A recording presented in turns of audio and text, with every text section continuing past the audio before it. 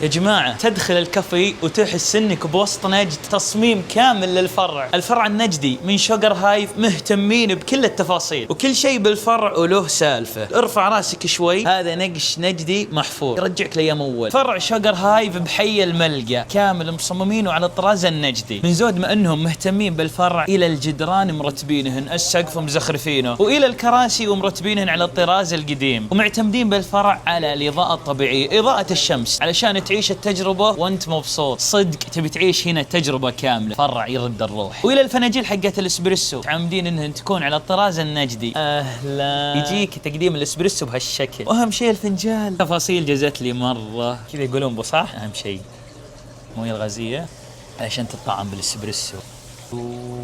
الإيحاءات بعتمد على المحصول كيوبي. هذه علوم اللي توسع الصدر. هذا الجبنيز كيك، ركز على الطبقات.